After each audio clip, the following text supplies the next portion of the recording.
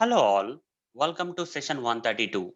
In this session, I'm going to practically demonstrate past statements in Python. So let's get started. What exactly are these past statements and why we have to use them in Python programming? Let me explain. If you are creating a function or you are creating some loops like for loop or while loop, or you are creating some condition block statements like if else statements, etc. And if you have not implemented the code, okay, under these functions or loops or conditional blocks, you have not written any code, you kept them empty. Instead of keeping them empty, you can put the past statements, guys. Okay, if you want this particular function blocks or loops or condition blocks to be implemented at later point of time, at present situation, if you don't want to keep them empty or blank, you just can provide simple past statement below them, okay, so that they look good. Now let me give you an example, guys, so that you can understand more about this, why we have to use past statements in Python. So here I'm going to create a function, guys, okay.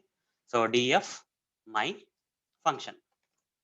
Like this, I'm going to create a function, but I don't want to implement this function right away, okay.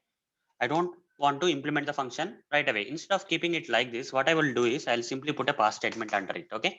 Instead of keeping this particular function blank, this function need to be implemented at later point of time, okay. I don't want to implement this function right away, rather I want to write the code for this particular function at later time.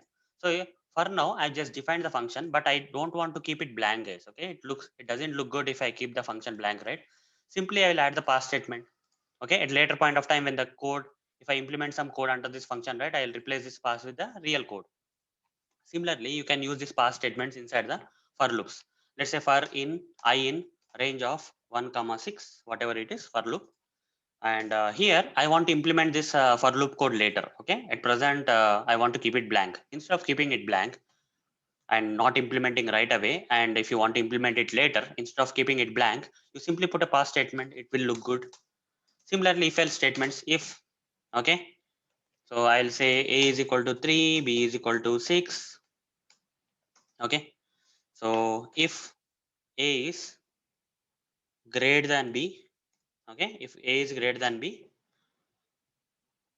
I don't want to write any line under this if condition, okay. I don't want to implement any code inside this if block. I want to keep it blank. I'm just simply going to else block, else colon, okay.